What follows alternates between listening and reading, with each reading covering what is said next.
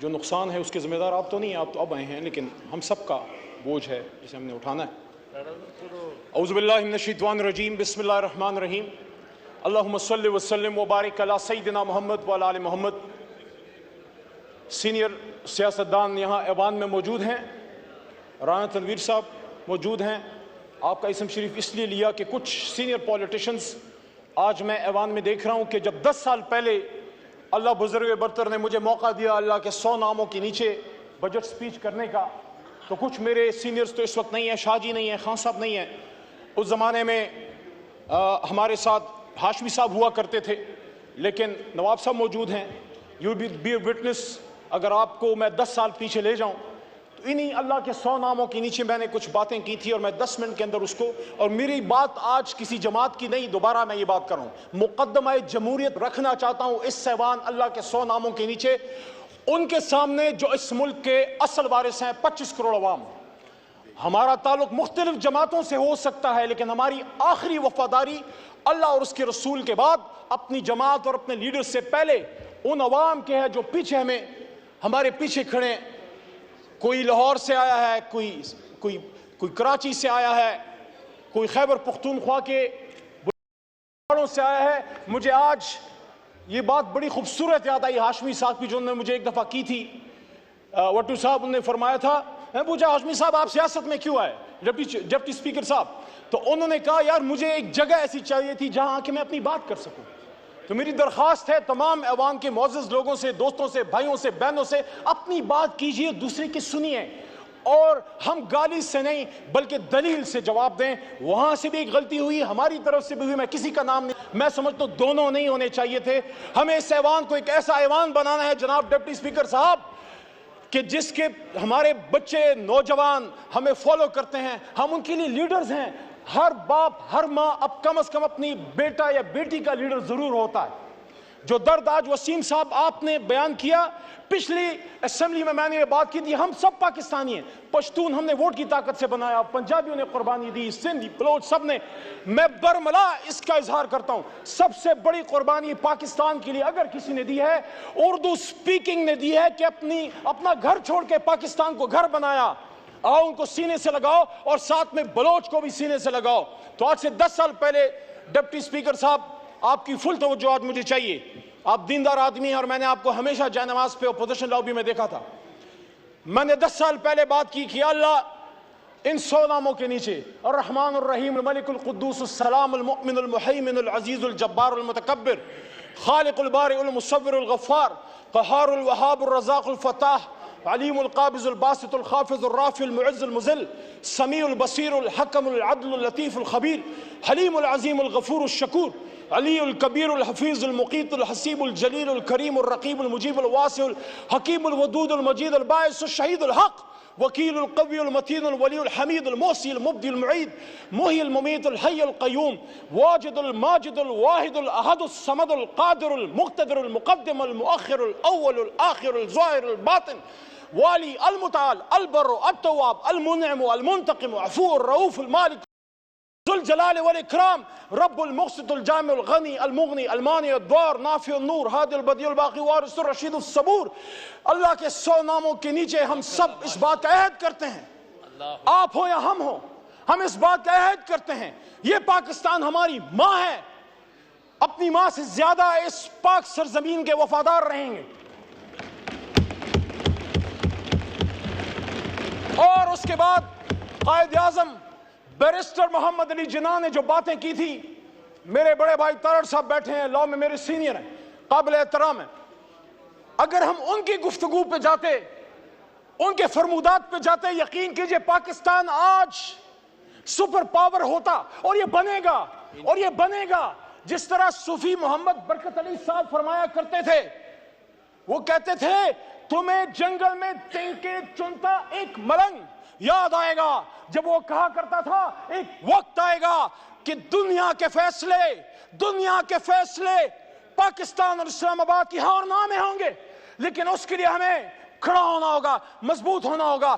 اس آدمی نے کہا تھا جناح صاحب نے کہ مسلمان مصیبت میں گھبرایا نہیں کرتا، تو پھر انہوں نے آپ کو آگے کی ڈائریکشن بھی دی، حکومت کیسے کرنی ہے، فائنانس کیسے چلانا ہے، لا منسٹری کا کیا کام ہے, بیوروکریسی نے کیا کرنا ہے, آرمڈ فورسز نے جس کو ہم اسٹیبلشمنٹ کہتے ہیں, آرمڈ فورسز نے کیا کرنا ہے, سیاستدانوں نے کیا کرنا ہے. میں مقدمہ جمہوریت میں آگے بڑھنے سے پہلے بجٹ 2024 پہ ایک بات کرتا ہوں. جو بھی حکومت آتی ہے, جو کرنے والا کام ہے وہ اس کی طرف ہم نہیں جاتے. ہم کہیں گے برا بجٹ ہے, یہ کہیں گے اچھا بجٹ ہے. لیکن اس آدمی نے 1948 میں یہ بات کی تھی اسٹیٹ بینک آف پاکستان کو سپیچ کرتے ہوئے, اسٹیٹ بینک آف پاکستان کو سپیچ کرتے ہوئے کہا تھا, اور یہ بات پاکستان کی فائنانس منسٹری 75 سال سے اپنے ویب سائٹ پہ, اپنے سینٹرل آفس میں جب Asad Umar minister for finance ہوا کرتے تھے, ہم جب جاتے تھے میں دیکھتا تھا وہاں بڑا بڑا لکھا ہے, ہمایوں صاحب, اورنگزیب صاحب, بڑا بڑا لکھا ہوا ہے. قائد اعظم نے سن 48 میں فرمایا, مفہوم ہے تقریباً, الفاظ ایسے ہی ہیں تقریباً, کہ I shall watch, state bank کو کہہ رہے ہیں کہ I shall watch with keenness the work of your research organization in devising the banking principle according to Islamic banking system. ایسا ہی ہے. اور اس میں وہ یہ بھی کہتے ہیں Honorable Finance Minister صاحب کہ the Western economic system has given the world nothing but 2 world wars.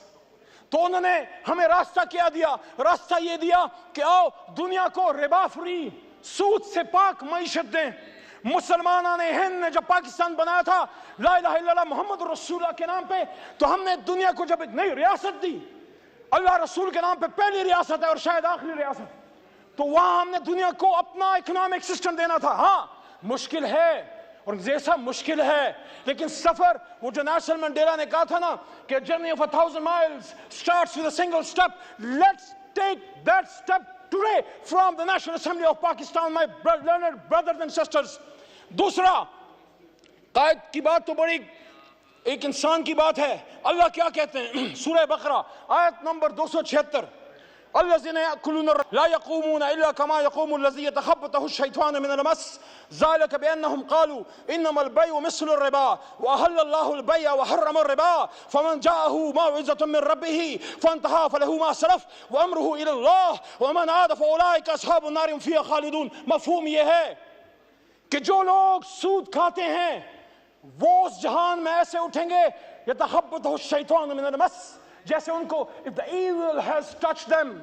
اور پھر آگے کیا کہتا ہے اللہ تعالیٰ, اللہ آگے آیت نمبر 276 میں کہتا ہے يَمْحَقُ اللَّهُ الرِّبَا وَيُرْبِ الصَّدَقَاتِ وَاللَّهُ لَا يُحِبُّ كُلَّ كَفَّارٍ نَثِيمٍ. اللہ ربا کو ختم کرتا ہے, سود کو اور اللہ صدقات کو بڑھاتا ہے. اور آگے پھر اللہ کریم کیا فرماتے ہیں, یا ایھا الذین آمنوا اتقوا اللہ وذروا ما بقی الربا ان کنتم مؤمنین. اے ایمان والو, اگر اللہ سے ڈرتے ہو تو ربا کو چھوڑ دو, سود کو چھوڑ دو. سارے بجٹ پھر آپ کی ملک و قوم کی ترقی کے بجٹ ہوں گے, چاہے نون بنائے, پیپل پارٹی بنائے یا ہم خان صاحب بنائیں. اور آگے اللہ کیا کہتے ہیں, یہ بڑی سخت آیت ہے. ڈپٹی اسپیکر صاحب مجھ میں جرت نہیں, آپ خود شاہ صاحب آپ خود صاحب تصوف خاندان سے تعلق رکھتے ہیں, آپ میں بھی ہمت نہیں, ہم میں کسی میں ہمت نہیں. اللہ کہتے ہیں یا ایھا الذین آمنوا اتقوا اللہ وذروا ما بقی الربا ان کنتم مؤمنین فإن لم تفعلوا فاذنوا بحرب من اللہ ورسولہ وإن تبتم فلکم رؤوس اموالکم ولا تظلمون ولا تظلمون. اور جو کوئی سود کرے گا وہ اللہ رسول سے جنگ کرتا ہے. ہم میں ہمت اللہ رسول سے جنگ کرنے کی. 75 سال سے جنگ کر رہے ہیں, پھر کہہ رہے غربت کیوں ہے. میری بہن نے باتیں کی, شازیہ مری صاحبہ نے, میں ان کی بات کو سپورٹ کرتا ہوں. ایک ریاست اسلام, ریاست پاکستان ایک اسلامی ریاست میں صلاحیت ہونی چاہیے to take along the underprivileged people with you, the impoverished people with you, those people who need our support. ہر کوئی تو پیروں پہ کھڑا نہیں ہے, ہم نے ان کو اٹھانا ہے, سینے سے لگانا ہے. وہ مائیں جن کے بچے شہید ہو گئے, وہ بچے جو یتیم ہیں, وہ widows, what about them, ان کے لیے اس ریاست نے سینہ کھولنا ہے. لیکن مقدمہ جمہوریت میں پھر آگے بڑی امپورٹنٹ بات اس آئین پاکستان کی, اور وہ یہ ہے, بڑی بات ہوتی ہے کون سٹیٹ ہے, کون وارث ہے. The sovereignty of the state belongs to Almighty Allah. اور اس کو ایک سیکرڈ ٹرسٹ کے طور پہ 25 کروڑ نے استعمال کرنا ہے, اور the state will exercise its powers through the chosen representatives. Yes. Not through some organization, not through some department of the executive arm, not army, not ISI, not any other department. They are only the supporting arms. بہت ضروری ہے. جس طرح ہاتھوں کے بغیر آپ اپاہج ہیں, اپنی آرم فورسز اور انٹیلیجنس ایجنسیز کے بغیر آپ کچھ نہیں کر سکتے. But who will decide the policies? میرے آنریبل لا منسٹر صاحب, ڈاکٹر صاحب, آپ سے بھی مخاطب ہوں, سب سے مخاطب ہوں. قائد نے کیا کہا؟ 16 جون 1948 قائد نے سٹاف کالج کے سپیچ کرتے ہوئے کہا, مفہوم یہ, الفاظ ادھر ادھر تھوڑے سے ہو سکتے ہیں, کہتے ہیں this is the legal position. قائد کہتے ہیں this is the legal position. The armed forces are the servants of the people of Pakistan. You do not make national policies. It is we the civilians who decide these issues, and you are supposed to fulfill those policies which are entrusted upon you. Qaid Azam Muhammad Ali Jinnah, speech to Staff College of Pakistan, Quetta. تو میرے جناب deputy speaker صاحب, میں مقدمہ جمہوریت کے آخر کی طرف آتے ہوئے پوچھنا چاہتا ہوں, یہ عوام تو چن لیتی ہے, اس عوام نے تو چنا, لیاقت علی خان کو بھی چنا, کیوں اس کو چنا دیا گیا؟ اس کے قاتلوں کو کیوں فیسلیٹیٹ کیا گیا؟ جا کے ہسٹری پڑھو. آج اگر میرا لیڈر عمران خان کہتا ہے حمود الرحمان کمیشن پڑھو, اس لیے کہتا ہے کہ ایک الزام تو لگا بھٹو پہ, ادھر ہم ادھر تم کا, لیکن کیا کسی کو اصل حقیقت کا پتہ ہے کہ یحییٰ کا کیا کردار تھا؟ وہ یہ نہیں کہہ رہا کہ ایسے حالات پھر خدا نہ کرے, معاذ اللہ, یہ ملک تا قیامت رہے گا, لیکن اس سے سیکھیں, اس کو پھانسی چڑھا دیا دوسرے کو, بھٹو کو. آج میں یہاں بطور سیاسی کارکن ڈیمانڈ کرتا ہوں جناب ڈپٹی اسپیکر صاحب, پاکستانیوں کو بتایا جائے ایک ایسی خاتون جو کھڑی ہو گئی, اس کو لیاقت باغ میں جب شہید کیا گیا, قوم کو بے نظیر بھٹو کے قاتلوں کا اصل چہرہ دکھایا جائے, اس پہ جوڈیشل کمیشن بنایا جائے. D G I S P R صاحب, آپ کہتے ہیں judicial commission, yes, we are with you, make a judicial commission on 9th May. We want to know who were the people who committed that folly. جس نے بھی کیا ہے, ہم میں سے ہے, کسی اور میں سے ہے, میرا لیڈر تو اس جیل میں تھا, حراست میں تھا, اس پہ جوڈیشل کمیشن بنائیں, لیکن جس نے کیا اس کو سزا دیں. میری بوڑھی ڈاکٹر یاسمین راشد کا کیا قصور ہے؟ آپ ہی کی طرح, ماں جی آپ ہی کی طرح کی وہ سینئر سٹیزن ہے, کورونا میں ہیرو ہے اس قوم کی. یاسمین راشد کے ساتھ ساتھ ہماری عالیہ حمزہ کا کیا قصور ہے؟ شاہ محمود قریشی کا کیا قصور ہے؟ ایک سینئر پولیٹیشن, پاکستان کے لیے جدوجہد کرنے والا, ریمنڈ ڈیوس کے معاملے پہ استعفیٰ دینے والا. میرے جناب ڈپٹی اسپیکر صاحب, میں آج اس ایوان میں کہنا چاہتا ہوں, میں سائفر کیس کے ایک دن رہا, میں عدالت جاتا رہا, عمران خان بری ہوا ہے. میں کہتا ہوں سائفر پہ جوڈیشل کمیشن بنائیں, اور جو بات محترم نواز شریف صاحب کے پرسنل ان کے ترجمان مسٹر محمد زبیر صاحب نے کی تھی کہ اس وقت آرمی چیف نے انہی کے ایک شخصیت لیڈر میاں صاحب کے الزام ہے, اس پہ بھی کمیشن بنائیں.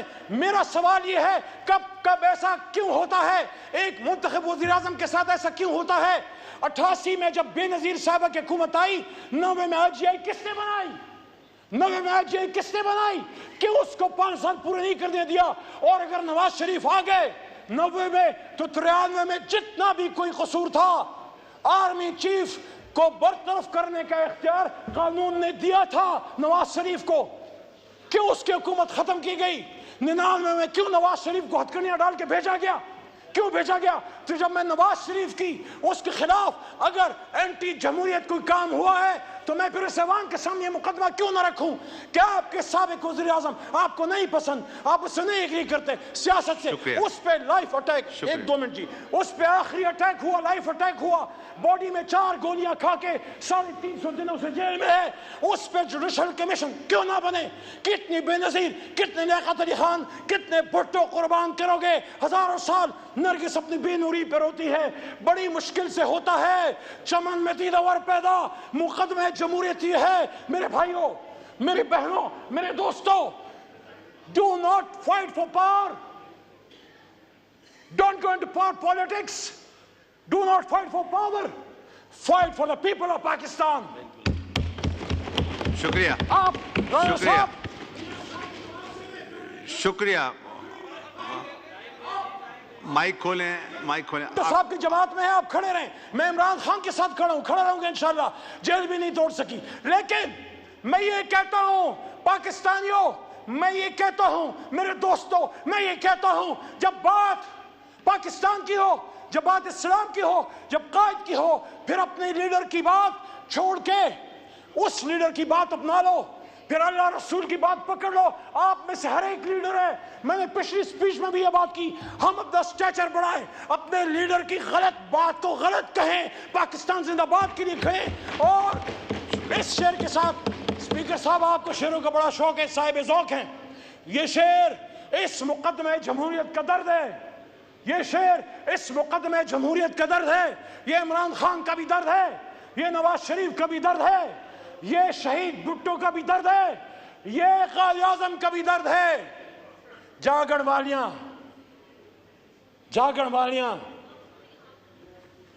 رچ کے لٹے, سوئے تسی بھی ہو تو سوئے اسی بھی ہیں, لالی اکھیں دی بے دستی ہے, روئے تسی بھی ہو تو روئے اسی بھی ہیں. پاکستان زندہ باد, جمہوریت زندہ باد, عمران خان پائندہ باد. شکریہ.